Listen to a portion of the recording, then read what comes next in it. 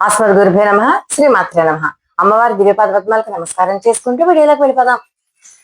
August నెల వచ్చేసింది. August నెల వస్తోంది అంటే మనకి శ్రావణ మాసానికి శుభారంభం. అయితే ఈ ఆగస్టు నెలలో ఏ ఏ రాసుల వాళ్ళకి అదృష్టం కలిసి రాబోతుంది అది చెప్పుకోబోయే ముందు, ఆగస్ట్ నెలలో వచ్చేటటువంటి ముఖ్యమైనటువంటి తేదీలు, ముహూర్తాలు ఎప్పటి నుంచి ఉంటాయి, అలాగే గురు మౌఢ్యమి ఎప్పుడుతో అయిపోతుంది, ఏ రోజు నుంచి శ్రావణ మాసం మొదలవుతుంది, శ్రావణ మాసంలో మనం నిర్వహించబోయే ముఖ్యమైనటువంటి పనులైతేనేమి, పండుగలైతేనేమి, నియమాలైతేనేమి, ఏ మంత్రాన్ని ఈ శ్రావణ మాసం అంతా కూడా జపిస్తే ఎక్కువ ఫలదాయకం, ఏ శ్లోకాన్ని మనం స్మరించుకోవచ్చు, ఇలాంటి ముఖ్యమైనటువంటి విషయాలన్నీ కూడా మనం ఈ వీడియోలో తెలుసుకుందాం. శ్రావణ మాసం వస్తుంది ఎప్పుడు? 12వ తారీఖున అమావాస్య వెళ్ళిపోయాక, ఆషాఢ అమావాస్య. దానికంటే ముందు రోజు 11వ తేదీ అయింది ఆగస్ట్ నెల. ఎందుకు ఈ 11వ తేదీ అని చెప్తున్నాను అంటే, ఆ రోజు మాస శివరాత్రి చతుర్దశి. కానీ ఎప్పుడు వచ్చింది అది? మంగళవారం నాడు వచ్చింది. మంగళవారం నాడు మాస శివరాత్రి చతుర్దశి వస్తే కనుక దాన్ని కృష్ణ అంగారక చతుర్దశి అంటారు. ఇది అండర్లైన్ చేసుకోండి. ఈ విషయం గురించి నేను తర్వాత మాట్లాడతాను. కృష్ణ అంగారక చతుర్దశి నాడు చేయవలసిన ముఖ్యమైనటువంటి మంత్రం ఏంటి, ముఖ్యమైన దానం ఏంటి, ముఖ్యమైన జపం ఏంటి, ఈ మూడు చేస్తే చాలు. ఒకవేళ పూజ చేయడానికి వీలు లేని వాళ్ళైనా సరే, ఎవరైనా సరే చేసుకునేది సులభ ఉపాయం. 12వ తారీఖున అమావాస్య, ఇది కూడా మోస్ట్ పవర్ఫుల్. ఈ ఆషాఢ అమావాస్యనే చుక్కల అమావాస్య అంటారు. ఈ చుక్కల అమావాస్య చాలా, అంటే ఆడవాళ్ళకి చాలా ముఖ్యమైనటువంటి అమావాస్య. అంటే 100 చుక్కలతో ముగ్గు పెడతారు తెలుసా ఆ రోజు దేవుడి ముందర. అక్కడ అప్పుడు దాని మీద చక్కగా పూజా కార్యక్రమాలు నిర్వహిస్తారు. ఆ విషయాలు కూడా మనం ఇప్పుడు తెలుసుకుందాం. అలాగే 13వ తారీఖు తోటి, అంటే 12వ తారీఖు తోటే ఇంచుమించుగా గురు మోఢమి త్యాగం అంటే వెళ్ళిపోతుంది. మంచి రోజులు ప్రారంభమవుతాయి. అదే రోజున శ్రావణ మాసానికి శుభారంభం అని కూడా చెప్పుకోవచ్చు. ఇప్పటిదాకా మనం శూన్యమాసం అనండి, లేకపోతే అధిక మాసం అనండి, ఇలాంటి మాసాలలో మనం శుభకార్యాలు ఏవి జరుపుకోవట్లేదు కదా. కానీ శ్రావణ మాసం వచ్చింది అంటే శుభకార్యాలు, శుభ ముహూర్తాలు, పండుగలు, పర్వదినాలు, ఎన్నో రకాల కలయికతోటి శ్రావణ మాసం మన ఇంట్లోకి ఆహ్వానం పలుకుతుంది. మొట్టమొదటి శుక్రవారం, ఇలా 13వ తారీఖు శ్రావణ మాసం వచ్చిందో లేదో, 14వ తేదీన మొట్టమొదటి శ్రావణ శుక్రవారం. చాలా విశేషమైనటువంటి, అంటే శ్రావణ మాసం అంతా కూడా విశేషమే. ఎందుకంటే ఎందుకు విశేషమో అది కూడా నేను మీకు చెప్తాను. శ్రావణ మాసం అయిపోయాక, శ్రావణ మాసము 16వ తారీఖున, ఇప్పుడు ఈ 16వ తారీఖు చాలా ఇంపార్టెంట్. ఎందుకంటే 16వ తేదీ, శ్రావణ మాసంలో వచ్చేటటువంటి 16వ తేదీ ఆదివారం అయింది. ఆ ఆదివారం దోర్వా గణపతి వ్రతము అంటారు. ఆదివారం దోర్వా గణపతి వ్రతము. ఆ రోజు గరికెను గనక ఈ గణపతికి కనీసంలో కనీసం గరికని గణపతికి సమర్పించి షోడశ నామావళి గనక చదువుకుంటే చాలా విశేషమైనటువంటి ఫలితం. ఆ వివరాలన్నీ కూడా నేను చెప్తాను. 17వ తేదీ చూడండి, వరుసగా అన్ని పండుగలే. 17వ తేదీని గరుడ పంచమి అంటారు. గరుడ పంచమి లేదా నాగ పంచమి అని సెలబ్రేట్ చేసుకుంటారు. సంతానం కావలసిన వాళ్ళు నాగ పంచమి నాడు చేసే పూజ చెప్తాను. అలాగే గరుడ పంచమి అంటే మనకి కాల సర్ప దోషం కానీ, లేకపోతే సర్పాల వల్ల మనం భయపడుతున్నప్పుడు కానీ ఆ గరుడ స్తోత్రం ఒకటి చదువుకున్నట్లయితే మనకి సర్ప భయం అన్నది ఉండదు. అది 17వ తారీఖున గరుడ పంచమి. తర్వాత 17వ తారీఖున గరుడ పంచమితో పాటు శ్రావణ సోమవారం. ఎవరైతే ఈ శ్రావణ మాసంలో వచ్చేటటువంటి ఈ రోజున అభిషేకం, అంటే మీరు కనీసం నీటితోనైనా సరే అభిషేకం చేస్తారో, శ్రావణ సోమవారం ఎవరైతే అభిషేకం చేస్తారో వాళ్ళకి కలిగే ఫలితం ఇంత అంత అని కాదు. అందులోనూ అన్ని వెళ్ళిపోయి చక్కగా వస్తుంది శ్రావణ మాసం. ఆ శ్రావణ మాసం సోమవారం పంచామృతాభిషేకం చేసుకుంటే ఇంకా విశేషమైనటువంటి ఫలితం. 18వ తారీఖు చూడండి, ప్రతిరోజు పండుగే. 18వ తేదీన శ్రావణ మంగళ గౌరీ వ్రతం. అది కన్నె పిల్లలు చేసుకోవచ్చు, అలాగే కొత్తగా పెళ్ళైన వాళ్ళు చేసుకోవచ్చు, అలాగే పుని స్త్రీలు సౌభాగ్యవతి, అంటే వాళ్ళ మాంగళ్య బలం కోసం, భర్త ఆయుర్దాయం కోసం, అలాగే కన్నెపిల్లలైతే మంచి భర్త రావడం కోసం ఈ మంగళ గౌరీ వ్రతాన్ని చేసుకోవచ్చు. అలాగే 20వ తారీఖున నారసింహ వ్రతం. నరసింహస్వామికి చాలా ఇష్టమైనటువంటి రోజు నారసింహ వ్రతం చేసుకుంటారు. 21వ తేదీన, అంటే 21వ తేదీ ఏమైంది? వరలక్ష్మి వ్రతం. 2వ శ్రావణ శుక్రవారం అయింది. ఈ 2వ శ్రావణ శుక్రవారం చక్కగా నవమి తిథితోటి నవమి వెళ్ళిపోయి రాత్రంతా నవమి ఉంది. అనురాధ నక్షత్రంతో వస్తుంది. పౌర్ణమి ముందు వచ్చేటటువంటి శుక్రవారాన్నే మనం వరలక్ష్మి వ్రతంగా మనం చేసుకుంటాము. ఈ వరలక్ష్మి వ్రతం విశేషాలు మళ్ళీ మనం చెప్పుకుందాం. 23వ తేదీన పుత్రదా ఏకాదశి. సంతానం కోసం ఎవరైతే ఎదురు చూస్తూ ఉన్నారో వాళ్ళందరూ కూడా 23 ఆదివారం నాడు పుత్రదా ఏకాదశి అని చెప్తూ ఉంటాము. ఈ పుత్ర ఏకాదశి మీరు సెలబ్రేట్ చేసుకోవచ్చు. ఏకాదశి యొక్క ఏకాదశి నాడు, ఆ పుత్రదా ఏకాదశి నాడు చక్కగా మీరు పిండి దీపారాధన చేయండి. వెంకటేశ్వర స్వామి వారి యొక్క ఆలయానికి వెళ్ళండి. సూర్యనారాయణ మూర్తికి అర్ఘ్యాన్ని సమర్పించండి.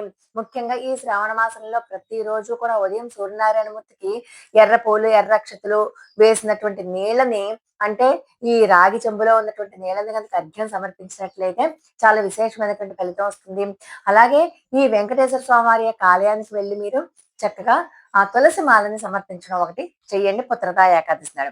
24వ తేదీ అంటే ఆ మర్నాడునే దామోదర ద్వాదశి అంటారు. మనకి అవధూత వెంకయ్య స్వామి వారు కూడా తెలుసు.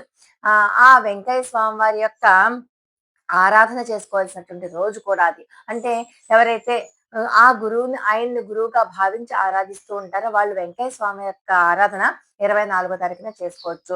దామోదర ద్వాదశి అంటే దామోదరుడు దామము ఉదరమునందు కలవాడు ఎవరు? విష్ణుమూర్తి. శ్రీకృష్ణ పరమాత్మ యొక్క బాల్య కథలో దామోదర లీల చాలా విశేషం.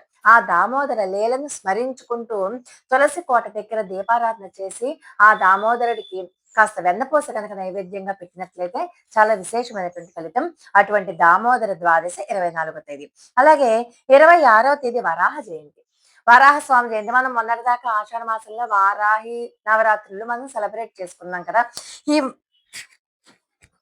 వారాహి నవరాత్రులు సెలబ్రేట్ చేసుకోండి. ఏ కారణం చేతైనా ఎవరైనా వారాహి నవరాత్రులలో సెలబ్రేట్ చేసుకోలేకపోతే ఈ వరాహ జయంతి నాడు భూ వరాహ స్వామి స్తోత్రాన్ని కనుక చదువుకొని పానకము, వడపప్పు నైవేద్యంగా పెట్టుకోవచ్చు. అలాగే వారాహి దేవతని కూడా ఆరాధన చేసుకోవచ్చు ఈ వరాహ జయంతి నాడు.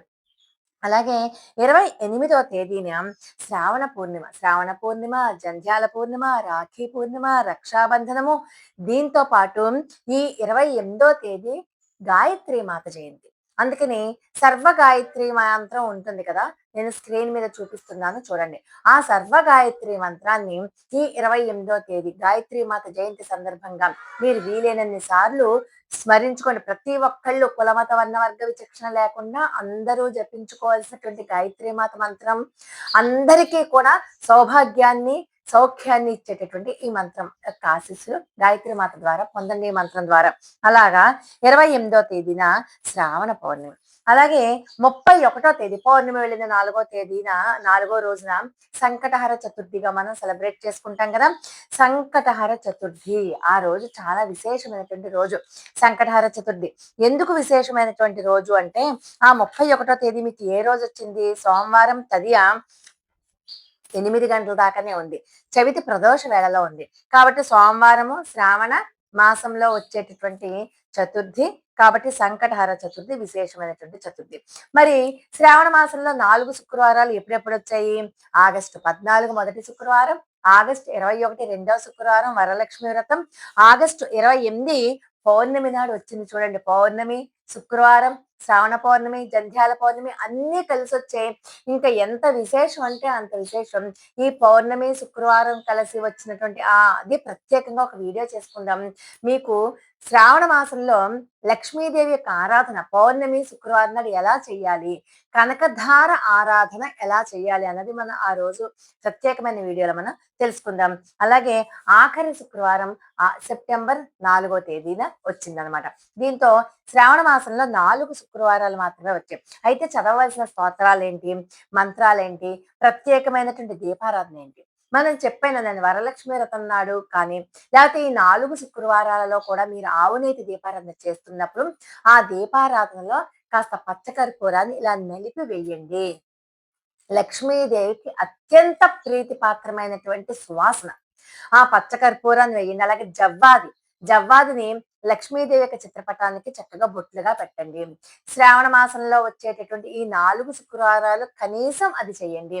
చేస్తూ ఒక ప్రత్యేకమైనటువంటి మంత్రం ఓం శ్రీం శ్రీయై నమః, ఓం శ్రీం శ్రీయై నమః శ్రావణ మాసంలో ఆ మంత్రాన్ని అమ్మవారికి అలాగే ఓం నమో భగవతే వాసుదేవాయ ఈ మంత్రం స్వామివారికి. ఇది చదువుకోండి. అలాగే మీకు ఇంతకు ముందు చెప్పాను. కొన్ని రాసుల వాళ్ళకి ఈ శ్రావణ మాసంలో బాగా కలిసొస్తుంది అని చెప్పాను కదా! ఆ రాసుల వాళ్ళు ఎవరెవరన్నది మనం వృషభ రాశి వారికి, తులా రాశి వారికి, మీన రాశుల వారికి. వాళ్ళు ఈ శ్రావణ మాసంలో అదృష్టవంతులు అవుతారు. వాళ్ళకి ఏ రూపంలో అదృష్టం వస్తుందో చెప్పలేం. కానీ వాళ్ళు ఆ వివేకంతో, వివేచనతో అదృష్టాన్ని పట్టుకుని నిలుపుకోవాల్సిన బాధ్యత మాత్రం ఆ రాశి వాళ్ళదే. కాబట్టి ఈ సప్త శనివారాల వ్రతం చేసుకోవాలి అని అనుకుంటున్నారో, వాళ్ళు ఈ శ్రావణ మాసం అమోఘంగా పనిచేస్తుంది. ఎందుకు చెప్తున్నాను అంటే, శ్రవణ నక్షత్రం వెంకటేశ్వర స్వామి వారికి చాలా ఇష్టమైనటువంటి నక్షత్రం. అలాంటి శ్రవణ నక్షత్రం రోజున ప్రారంభించుకున్నా సరే, లేకపోతే శ్రవణ నక్షత్రము, శ్రావణ మాసము 2 కూడా అంటే శ్రవణ నక్షత్రము పౌర్ణమి నాడు ఉంటే అది శ్రావణ మాసం కిందకి మనం చెప్పుకుంటూ ఉంటాం కాబట్టి, ఆ శ్రవణ నక్షత్రం ఉన్నటువంటి ఆ రోజున మీరు సప్త శనివారాల వ్రతం ప్రారంభించుకున్నా సరే, లేకపోతే శ్రావణ మాసం శనివారం 15వ తేదీ ఆ రోజు అయినా సరే మీరు సప్త శనివారాల వ్రతం ప్రారంభించుకున్నా కూడా చాలా విశేషమైనటువంటి ఫలితం వస్తుంది. అలాగే మనం ఇంకా శుభముహూర్తాలు ఎప్పుడెప్పుడు ఉన్నాయి అంటే 16వ తేదీ, 20వ తేదీ, 21వ తేదీ, అలాగే 26, 27, 28, 30 ఈ తేదీలన్నీ కూడా చాలా మంచిదే. మీరు భూమి కొనుక్కోవాలనుకున్నా, రిజిస్ట్రేషన్ చేయించుకోవాలనుకున్నా, కొబ్బరికాయ కొట్టుకోవాలి అనుకున్నా, లేకపోతే మంచి ఉద్యోగంలో చేరాలి అనుకున్నా, ఒక కొత్త వ్యాపారం ప్రారంభించాలి అనుకున్న, శంకుస్థాపనలు, గృహప్రవేశాలు ఇలాంటివి ఏవైనా సరే పెళ్లి సంబంధాలు మాట్లాడుకోవాలనుకున్న ఏదైనా సరే మంచి ముహూర్తాలు ఉన్నాయి. వర్జము, దుర్ముహూర్తము చూసుకుని అవి లేని సమయంలో హోరా కూడా చూసుకుంటే ఇంకా చాలా మంచిది. అవి లేని సమయంలో గనక మీరు పనులు ప్రారంభించుకుంటే చాలా అంటే చాలా త్వరగా మీకు మంచి జరుగుతుంది అనడంలో ఎటువంటి సందేహం లేదు. కాబట్టి లోకా సమస్త సుఖినో భవంతు. వారికి అద్భుతమైన వీడియోతో మళ్ళీ కలుసుకుందాం. అంతవరకు నమస్కారం.